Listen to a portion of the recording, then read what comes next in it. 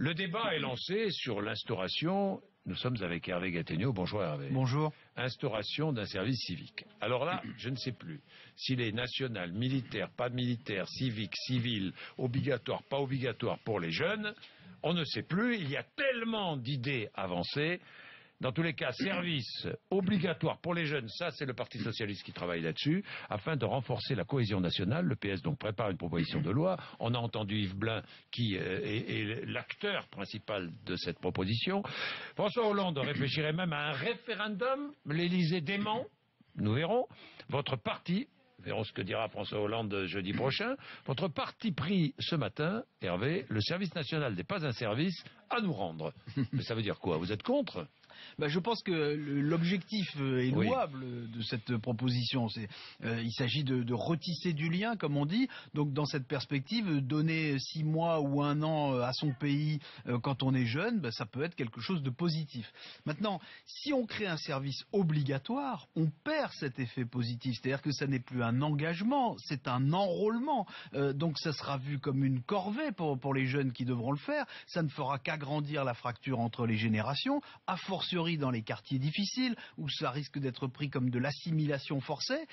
Donc ça, c'est pour le service obligatoire. Et si à l'inverse, on mise sur le volontariat, alors là, on n'aura par hypothèse comme volontaire que ceux qui se sentent déjà citoyens. Donc ça ne répondra pas à la question, ce sera inutile. Donc, au fond, c'est ce qu'on appelle une fausse bonne idée. En tout cas, ce service-là ne serait pas un service rendu à la nation. Mais alors, le référendum, il paraît que François Hollande y réfléchit. N'est-ce pas la bonne solution pour faire trancher la question par les Français? Mais moi, je pense que dans ce cas précis, le référendum aurait plus d'inconvénients que d'avantages. On comprend très bien que François Hollande cherche des thèmes fédérateurs pour prolonger l'espèce d'unanimisme qui a suivi les attentats. Et on sait que, de fait, les Français sont plutôt favorables à l'idée d'un service civique.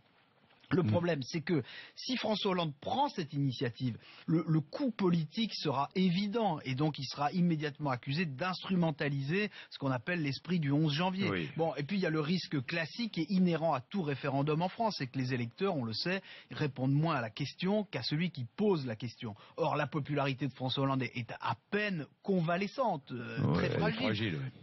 Donc s'il a en face de lui l'UMP, le Front National, la gauche de la gauche, il sera battu dans ce référendum, quoi qu'on en pense. Et là, à ce moment-là, il aura beaucoup de mal à s'en relever. Donc là, j'ai envie de dire que plus encore qu'une fausse bonne idée, là, le référendum, ce serait une vraie mauvaise idée. Bon, alors très bien, mais quelles sont d'après vous, les bonnes solutions à mettre en œuvre?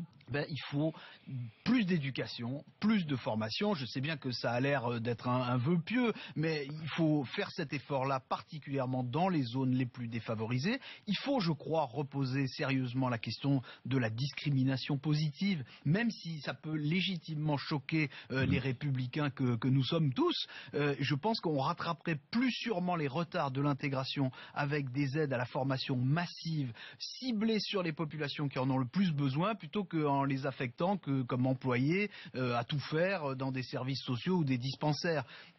D'autant que pour faire ça, il faut des moyens, et des moyens considérables. Vous savez, François Chérec, qui préside l'Agence pour le service civique, il parle de 3 milliards. Donc il vaudrait peut-être mieux d'abord aider les jeunes dont on parle à ne pas être chômeurs. Ils auraient probablement moins de mal à se sentir ensuite des citoyens à part entière. Et puis on reparle aussi des vertus du service national militaire, qui était autrefois, donc ce service militaire, c'est Jacques Chirac qui l'a supprimé en 1996.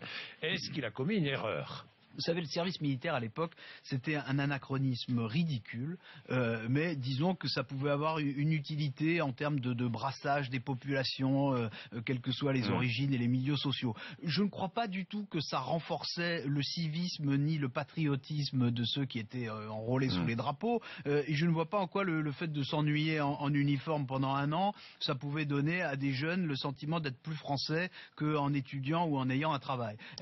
Cela dit, quand Jacques Chirac a supprimé le service militaire, il faut quand même se rappeler que tout le monde a dit bravo, alors qu'il venait de se faire élire, Jacques Chirac, sur le thème de la réduction de la fracture sociale. Donc il y avait au moins une contradiction manifeste sur laquelle tous ceux qui encensent aujourd'hui la clairvoyance de ce grand homme d'État qu'était Jacques Chirac devraient peut-être un petit peu méditer, et vous aurez compris que parmi toutes ces personnes qui encensent Jacques Chirac, j'inclus aujourd'hui François Hollande. Ah bon, d'accord. Merci Hervé Gattegno.